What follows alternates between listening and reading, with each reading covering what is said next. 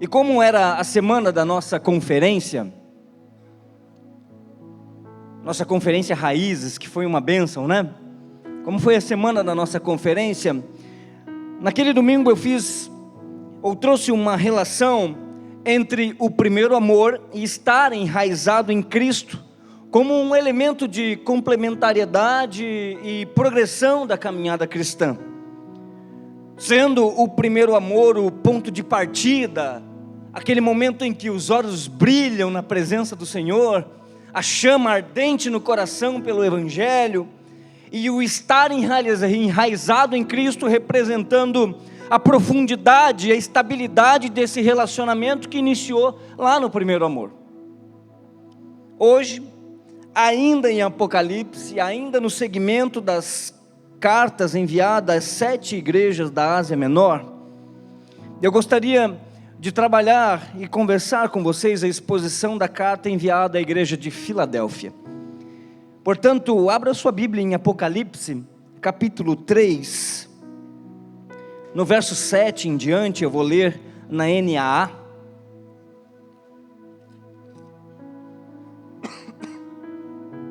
Apocalipse, capítulo 3, verso 7 em diante, nós vamos ler até o 13, a carta então, direcionada pelo Senhor Jesus Cristo, à igreja da Filadélfia. O texto diz: ao anjo da igreja em Filadélfia escreva, estas coisas diz o santo, o verdadeiro, aquele que tem a chave de Davi, que abre e ninguém fechará, e fecha e ninguém abrirá.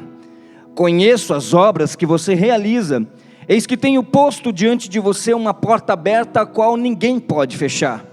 Sei que você tem pouca força, mas guardou a minha palavra e não negou meu nome. Eis que farei com alguns dos que são da sinagoga de Satanás, desses que se declaram judeus e não são, mas mentem. Eis que farei com que venham até você, prostrem-se aos seus pés e reconheçam que eu amo você. Você guardou a palavra da minha perseverança, por isso eu também o guardarei da hora da provação, que há de vir sobre o mundo inteiro, para pôr à prova os que habitam sobre a terra. Venho sem demora, conserve o que você tem, para que ninguém tome a sua coroa. Ao vencedor, farei com que seja uma coluna no santuário do meu Deus, e dali jamais sairá. Gravarei sobre ele o nome do meu Deus, o nome da cidade do meu Deus, a nova Jerusalém que desce do céu, vinda da parte do meu Deus, e o meu novo nome. Quem tem ouvidos ouça o que o Espírito diz às igrejas. Estenda suas mãos para cá, feche seus olhos, por favor. Senhor Deus, obrigado pela tua palavra, obrigado, Senhor, pelas revelações do teu Espírito Santo por meio da tua palavra. Que o Senhor encontre no nosso coração um solo fértil para florescer e frutificar a tua palavra, Senhor. Que haja transformação de vida, que haja transformação dos nossos hábitos, do nosso coração e da nossa mente por meio da tua palavra e do teu Espírito Santo, em nome de Jesus. Amém. Queridos, se na mensagem do domingo retrasado nós tratamos de uma igreja, nós falamos sobre a carta de Jesus Cristo por meio de João, enviada à igreja de Éfeso.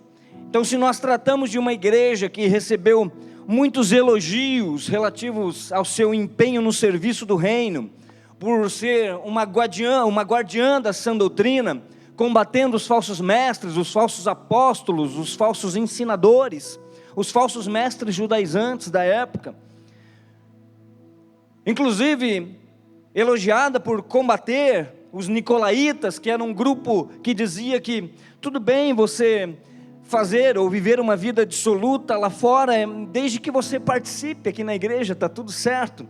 Era uma igreja, a igreja de Éfeso era uma igreja que combatia esse tipo de ensinamento, esse tipo de doutrina, mas que foi duramente repreendida pelo Senhor por abandonar o primeiro amor.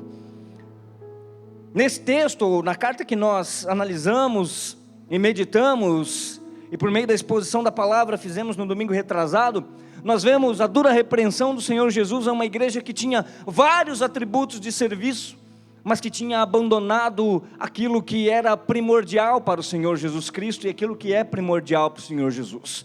o primeiro amor. Vocês abandonaram o primeiro amor.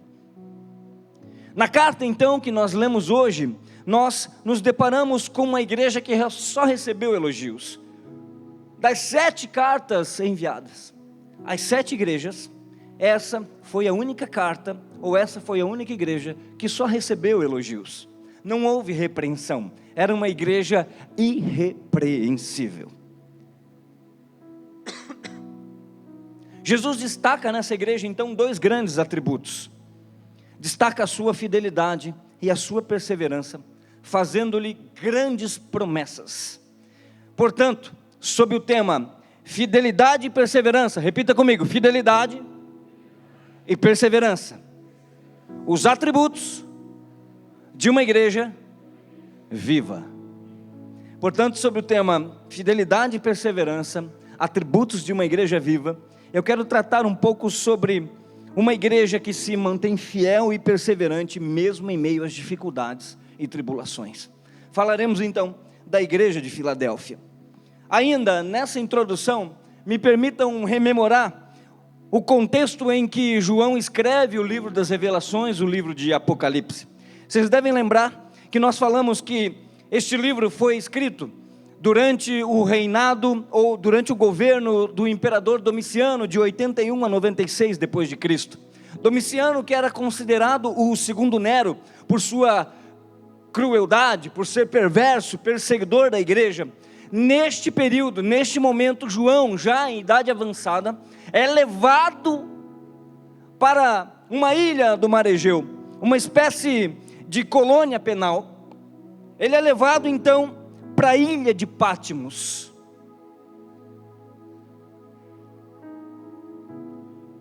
Lembrando também vocês que foi durante o governo de Domiciano que a maioria dos apóstolos, ou quase todos os apóstolos, foram mortos. E não somente mortos, foram martirizados, torturados, com exceção de João, que permaneceu vivo e morreu de velhice, e o apóstolo Pedro e o apóstolo Paulo, que já haviam morrido, já haviam sido martirizados. Paulo foi decapitado e Pedro foi crucificado de cabeça para baixo. Isso lá no governo do imperador Nero, grande, cruel e perseguidor da igreja. Com exceção destes, todos os outros apóstolos foram mortos, torturados e martirizados por Domiciano. Portanto, João se encontra numa ilha. Ele se encontra no momento em que todos os seus companheiros de ministério já haviam ido, já haviam sido mortos, quando parecia o fim da igreja, quando parecia que ele estava sozinho e todas as portas estavam fechadas, as portas do céu são abertas para João. E o próprio Cristo aparece e se revela a ele. Mas o Cristo se revela a ele agora não como quem ele estava habituado a ver quando ele caminhava com ele na terra. Cristo não aparece para ele agora como o carpinteiro. Cristo não aparece para ele agora como o mestre. Cristo não aparece para ele agora como o grande rabi, o professor. Cristo não aparece para ele agora como aquele que dizia que João era o amado do seu coração. Cristo agora aparece para ele em atributos de glória, como diz Apocalipse 1:14. A cabeça e os cabelos dele eram brancos como a alva lã, como a neve. Os olhos eram como chama de fogo. Os seus pés eram semelhantes ao bronze polido, como que refinado numa fornalha. A voz era como o som de muitas águas. E na mão direita ele tinha 7 estrelas. E da sua boca saía uma afiada espada de 2 gumes. O seu rosto brilhava como o sol na sua força. E ao vê-lo, diz João, caí aos seus pés como morto, porém ele pôs sobre mim a mão direita, dizendo, não tenha medo, eu sou o primeiro, mas eu sou o último, aquele que vive. Estive morto, mas eis que estou vivo para todo sempre, e tenho a chave da morte e do inferno. É esse o Jesus que você serve, e é esse o Jesus que caminha no meio da sua igreja. E é dessa forma que Jesus se revela a João na ilha de Patmos, Quando ele achava que tudo estava acabado, quando ele achava que tudo estava terminado, Jesus olha para ele e diz: não, eu sou o último, eu sou o primeiro, eu sou aquele que era, eu sou aquele que há de vir, eu sou aquele, como nós cantamos aqui nessa noite, o Cordeiro que vive, que está no trono, aquele que é santo, que é digno, que é poderoso, que é o nosso Senhor e caminha no meio da sua igreja nessa noite. Ele então entrega uma grande missão a João, e diz: João, escreva as palavras que eu vou te dizer, aquilo que você viu e aquilo que ainda vai acontecer. Então ele começa escrevendo e direcionando a primeira carta à igreja de Éfeso, a segunda carta à igreja de Esmirna, a terceira à igreja de Pérgamo, a quarta à igreja de Tiatira, a quinta à igreja de Sardes e a sexta à igreja de Filadélfia. E a sétima ele vai enviar à igreja de Laodiceia. Essa é a carta mais pesada, e quem sabe num outro domingo a gente chega nela. Percebam que Filadélfia era a cidade mais nova das 7, portanto era a igreja mais nova das 7. Nesse grupo de cartas, de 7 cartas, essa sexta carta é enviada a uma jovem igreja, para uma jovem cidade.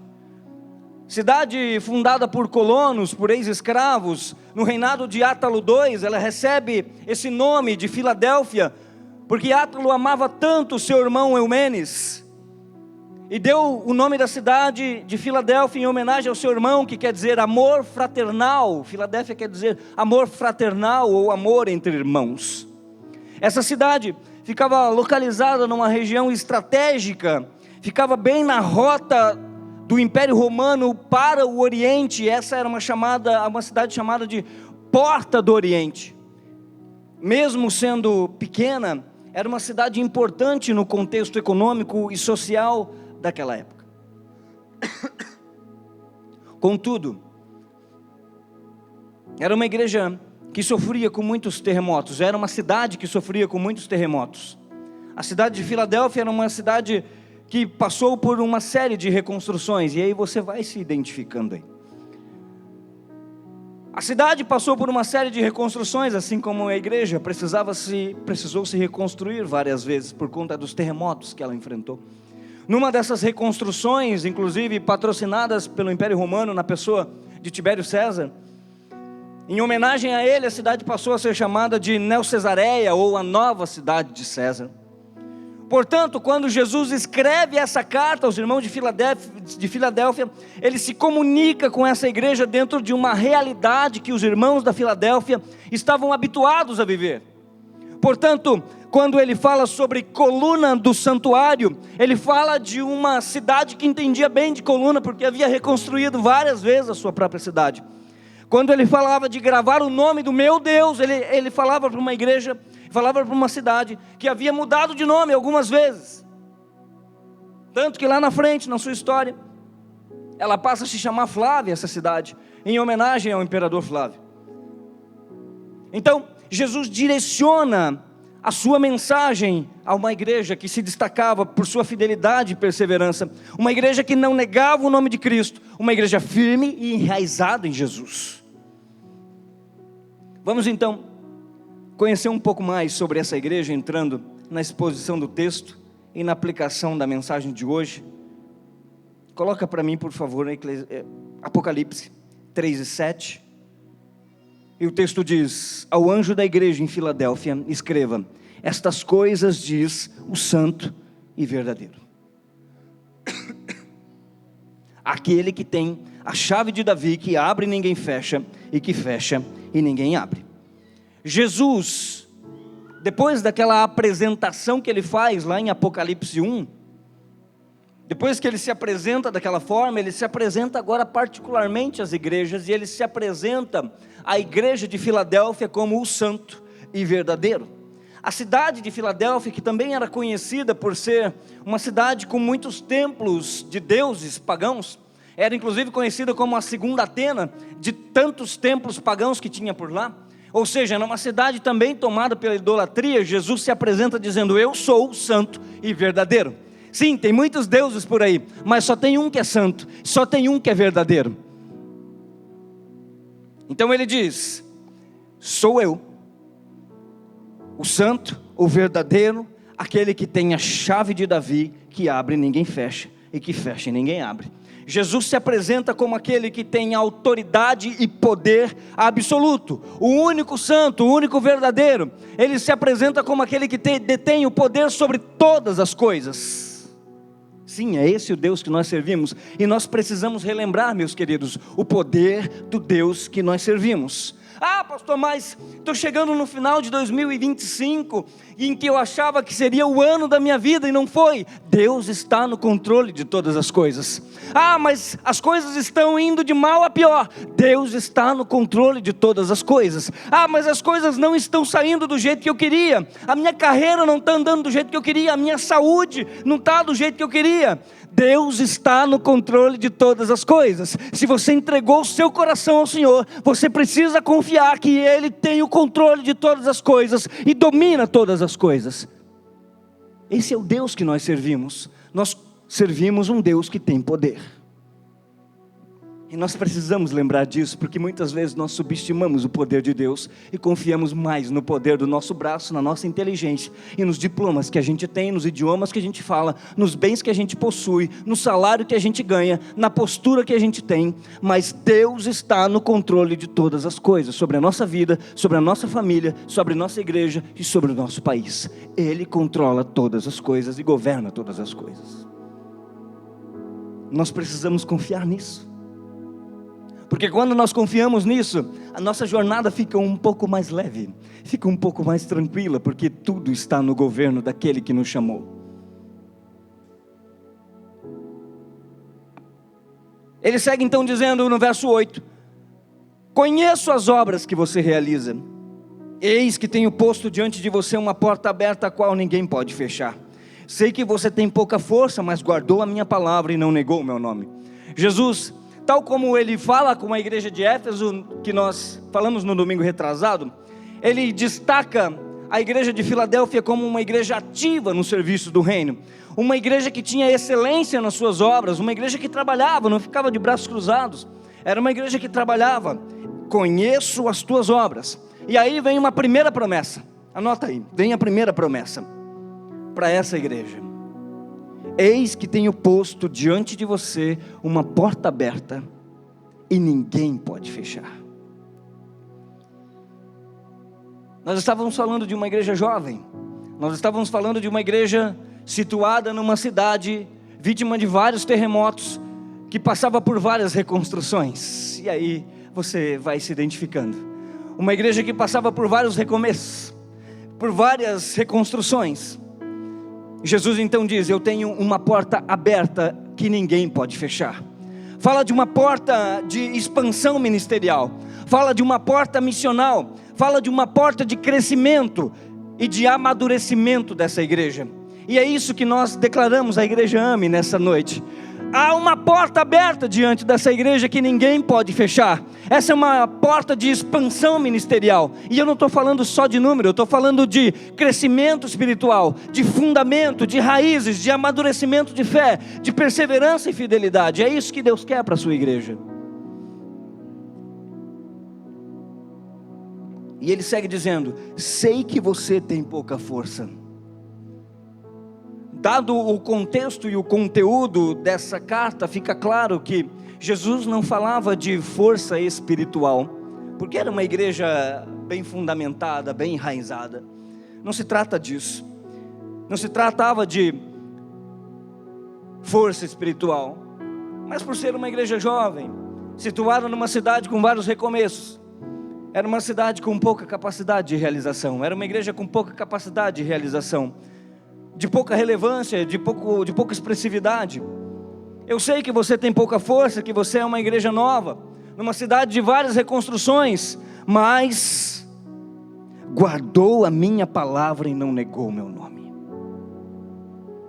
Você passou por desafios, você passou por aflições, mas guardou a minha palavra e não negou o meu nome. Apesar das limitações, essa igreja se manteve fiel à palavra de Cristo e não negou o seu nome.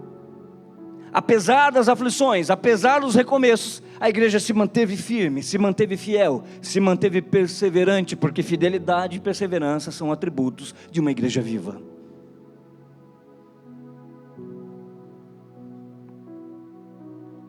E foi sobre isso que nós conversamos também no domingo retrasado.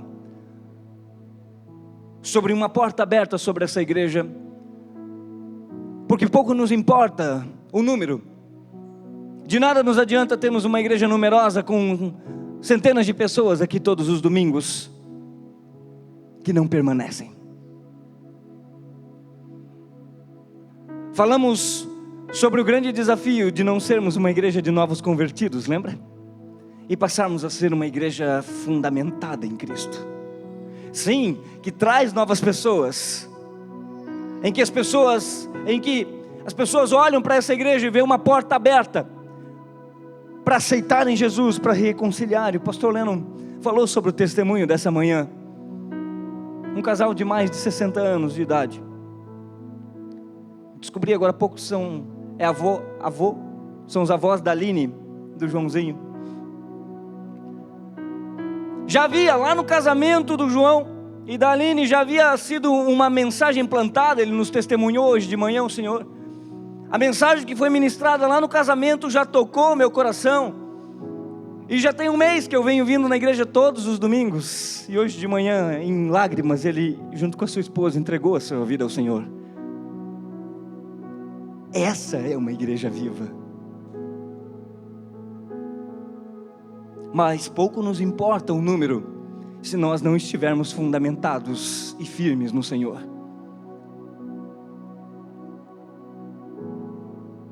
Nós precisamos construir, como igreja, um ambiente em que nós sejamos cada dia mais fortes e que pequenos ventos, médios ventos e grandes ventos não nos derrubem, porque nós não estamos fundamentados em homens, nós estamos guardados e protegidos por aquele que nos chamou.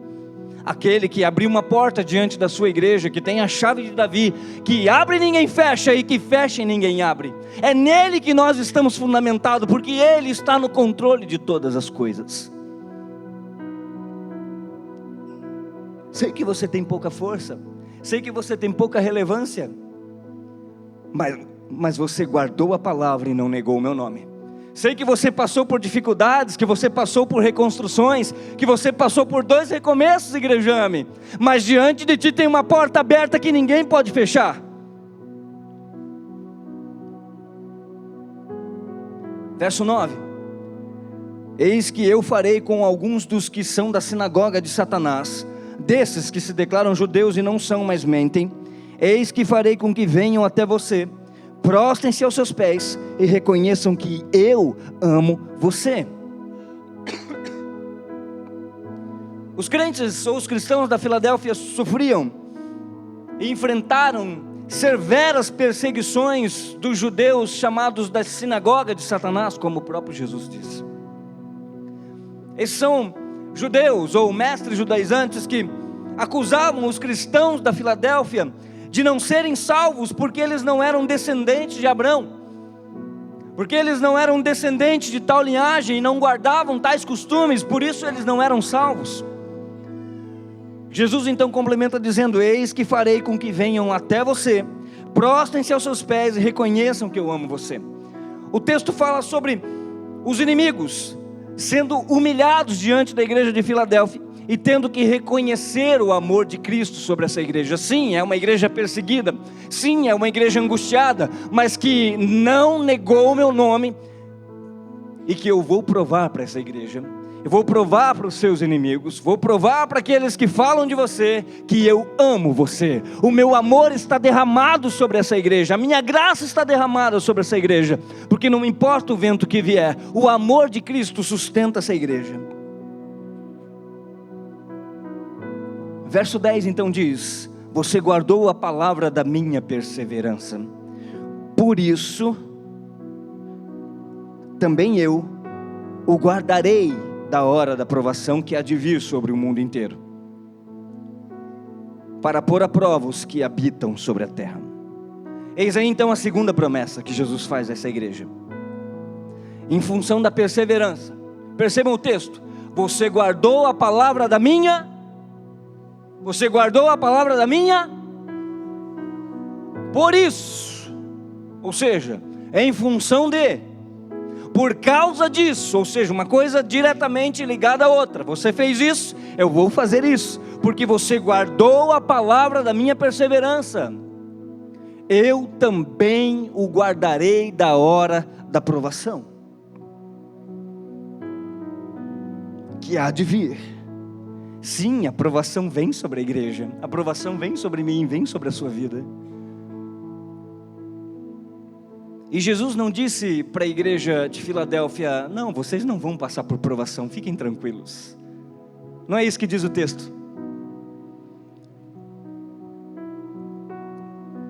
Não é isso que diz o texto. O texto não diz: fiquem tranquilos, vocês estarão isentos das aflições, das perseguições e dos problemas. Não é isso que diz o texto. O texto diz: por isso também eu o guardarei da hora da provação. Vocês vão passar pela dificuldade, mas eu guardarei vocês, porque vocês estão firmados em mim. Eu coloquei diante de vocês uma porta aberta que ninguém pode fechar. Porque você guardou a palavra da minha perseverança, eu também vou guardar vocês. Isso me faz lembrar de uma história relatada lá no livro de Daniel,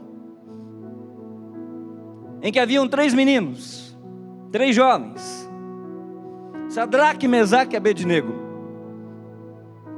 num grande evento de lançamento da grande estátua do rei Nabucodonosor. Todo mundo se prostra, ficam 3 indivíduos de pé. O rei pergunta: quem são esses aí que não se prostraram? As pessoas olham e dizem: são aqueles exilados lá de Israel. Eles disseram que não vão se prostrar, porque eles disseram que só se prostram diante do Deus deles lá, que eles falaram que é o tal do Deus de Abraão, Isaque e Jacó, que eu também não faço ideia de quem seja. Eles disseram que não vão se prostrar. Ele disse: então vamos resolver isso e vamos dar uma lição, para que todo o reinado possa ver o tamanho de Nabucodonosor. Peguem esses 3 jovens e lancem na fornalha. E o texto bíblico relata que os soldados que pegaram Sadraque, Mesaque e Abednego, quando chegaram na boca da fornalha para jogar, foram mortos por conta do calor.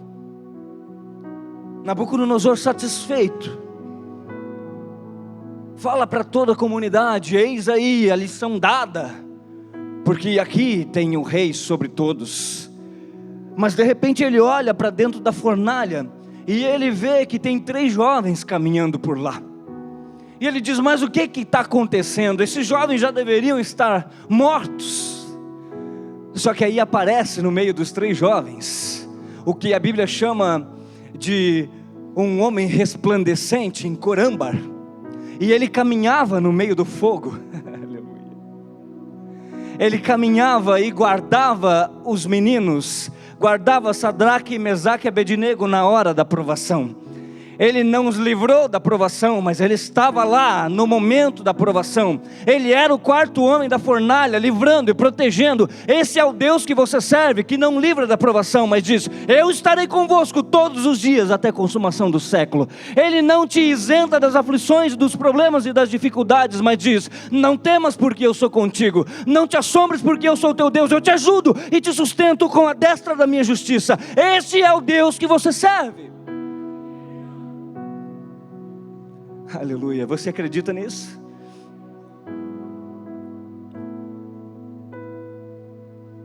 Você guardou a palavra da minha perseverança, e por isso também o guardarei da hora da provação. Essa é a segunda promessa: eu vou te guardar na hora da provação. Verso 11: venho sem demora, conserve o que você tem, para que ninguém tome a sua coroa. Vem aí então a terceira promessa: ele vem sem demora. E aí eu tenho uma notícia para você nessa noite, dia 30 de novembro de 2025. Eu tenho uma notícia para você: Jesus vai voltar. Não, você não entendeu. Eu vou repetir: Jesus vai voltar para buscar a sua igreja. Uma igreja viva, fiel, perseverante, como diz em Efésios. Não vai ser uma igreja problemática. Não. Vai ser uma igreja viva, vai ser uma igreja perseverante, uma igreja perfeita e imaculada. Essa é a noiva que Cristo vem buscar. com a lamparina acesa, com o primeiro amor borbulhando no coração. É essa igreja que Jesus vem buscar. É a igreja ame que Jesus vem buscar.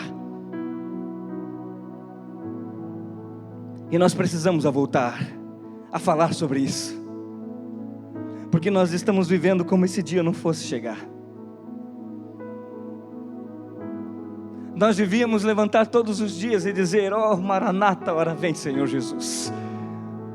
Mas em vez disso, sabe o que acontece, Lucas? Às vezes a gente levanta e diz: Jesus não vem hoje, eu estou com um negócio muito bom para resolver, estou com um negócio grande para fechar. Não, Jesus não vem ainda porque eu ainda quero casar. Não, Jesus não vem ainda porque eu quero trocar de carro. Não, Jesus, só mais um pouquinho porque eu ainda quero comprar aquele apartamento. Não, Jesus, não volta ainda porque eu ainda quero realizar aquela viagem com a minha família. Não, Jesus, não volta ainda porque eu ainda quero ter a oportunidade de pregar na igreja. Não, Jesus, não volta ainda porque eu estou muito preocupado e ocupado com as coisas daqui. Não, você não é daqui. Você não fala o idioma daqui. Você é cidadão do céu. Você foi chamado para o céu. Você foi marcado para ir para o céu. Nós não somos daqui. Por isso, nessa noite, que o nosso coração arda pelo céu. Nós não somos daqui. Ele vai voltar para buscar a sua igreja viva, a sua igreja perseverante, fiel e imaculada. Ele vai voltar para buscar a sua igreja. Ele prometeu isso em João 14, verso 1 ao 3, quando ele diz que o coração de vocês não fique angustiado, ou em algumas versões ele diz: não turbe o vosso coração. Vocês creem em Deus, creiam também em mim. Na casa de meu pai há muitas moradas. Se não fosse assim, eu já lhes teria dito, pois eu vou preparar um lugar para vocês. E quando eu for preparar um lugar, eu voltarei e os receberei para mim mesmo, para que onde eu estou, vocês estejam também.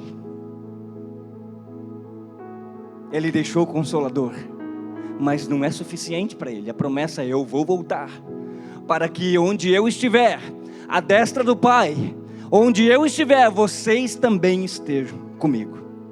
Ele segue então o texto no verso 11 dizendo: conserve o que você tem, para que ninguém tome a sua coroa. O que a igreja de Filadélfia tinha para ser conservado? A sua fé, a sua fidelidade e a sua perseverança. Guarde, conserve a sua fé, conserve a sua fidelidade, conserve a sua perseverança,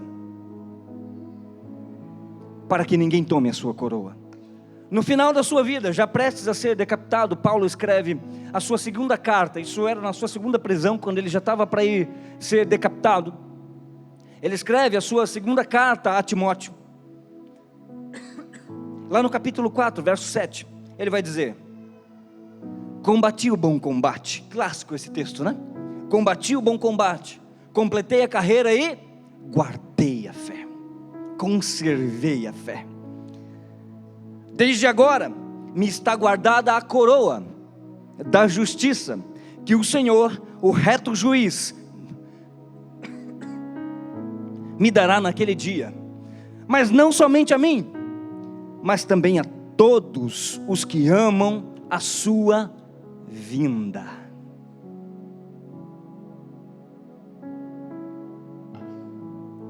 Quando eu li esse texto, eu falei: mas Paulo, ele podia ter dito: mas não a mim, mas a todos que amam a sua palavra, né? Ele podia ter dito: mas todos que amam a sua verdade, mas todos que amam a sua presença. Não, mas também a todos os que amam a sua vinda.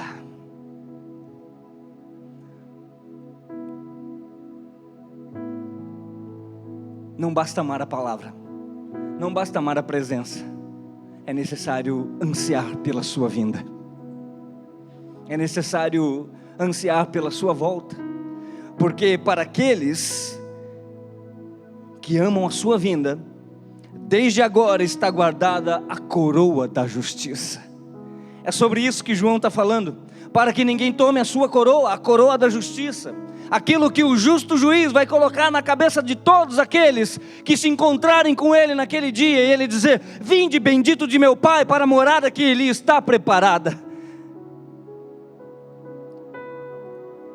a coroa da justiça dada pelo justo juiz, a coroa da glória. Mas essa coroa está reservada, como diz o verso 12, dando continuidade, ao vencedor. Farei com que seja uma coluna no santuário do meu Deus, e dali jamais sairá. Gravarei sobre ele o nome do meu Deus. Verso 12, por favor, deixa na tela.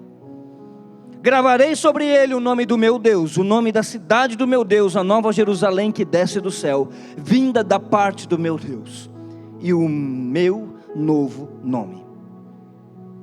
Essa então é a quarta promessa. Farei com que seja coluna no santuário do meu Deus, e dali jamais sairá. A cidade de Filadélfia, chamada de a cidade dos terremotos, em que os próprios moradores tinham medo de morar na cidade, eles preferiam habitar em tendas fora da cidade, fazer os seus negócios, conviver dentro da cidade, mas dormiam fora da cidade, de medo dos terremotos. Jesus promete então para a igreja de Filadélfia que eles seriam coluna no céu. Vocês passaram por reconstruções, vocês passaram por terremotos, vocês passaram por dias difíceis, vocês passaram por tribulações, mas vocês serão coluna no céu, e nada vai destruí-los. Essa é a promessa de Deus para a igreja de Filadélfia. E a quinta promessa vem dizendo: gravarei sobre ele o nome do meu Deus, o nome da cidade do meu Deus, a nova Jerusalém que desce do céu, vinda da parte do meu Deus, e o meu novo nome. Uma igreja que recebeu o nome de Filadélfia, quando fundada, uma cidade. Depois recebeu o nome de Neo-Cesareia. Depois lá no final recebeu o nome de Flávia, em homenagem ao imperador Flávio, que foi trocando de nome. Uma cidade sem identidade própria. Jesus olha para aquela cidade e diz: eu gravarei sobre ele o nome do meu Deus. Eu gravarei sobre vocês, igreja de Filadélfia, o nome do meu Deus. Eu colocarei um selo sobre vocês dizendo: tetelestai, vocês foram comprados, tudo está consumado, a dívida foi paga. Colocarei sobre vocês e gravarei sobre vocês o nome do meu Deus. Vocês receberão uma nova identidade, marcada pela presença de Deus e pela cidadania celestial. A partir de agora, os cristãos da Filadélfia não pertencem mais a um imperador romano qualquer. Elas pertencem a Cristo, são propriedade exclusiva do meu Deus. Essa é a quinta promessa. E entrando então na conclusão dessa mensagem, essas 5 promessas feitas à igreja da Filadélfia são para as igrejas de Cristo nos dias de hoje. É para a igreja brasileira nos dias de hoje, e é para a igreja AME no dia de hoje. Contudo, é necessário permanecer.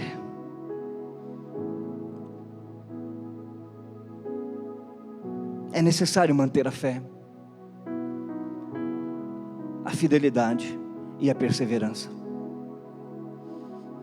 No meio de um mundo corrompido, a nossa fé vai ser colocada à prova todos os dias.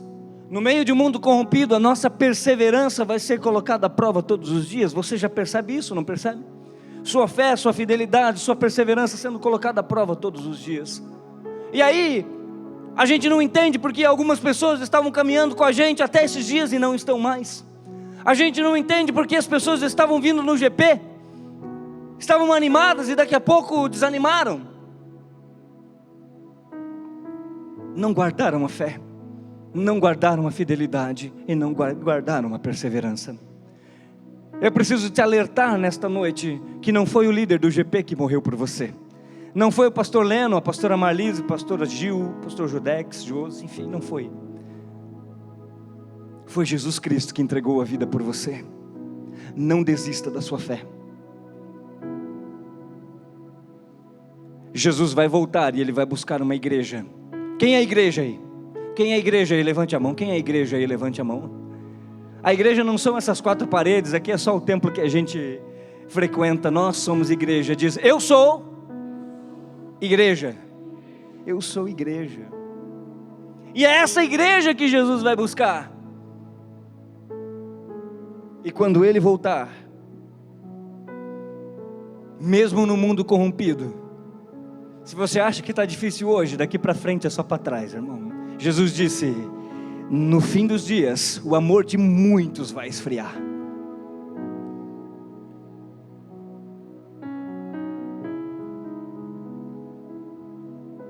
O amor vai ficar cada dia mais escasso. Por isso o convite a essa igreja: voltemos ao primeiro amor. Voltemos à chama do Evangelho, ao brilho nos olhos, à paixão pela presença. E a mensagem de encorajamento para essa igreja nessa noite, essa é uma mensagem de encorajamento. Mantenha a sua fé, mantenha a sua fidelidade, a sua perseverança, porque tem promessas para essa igreja.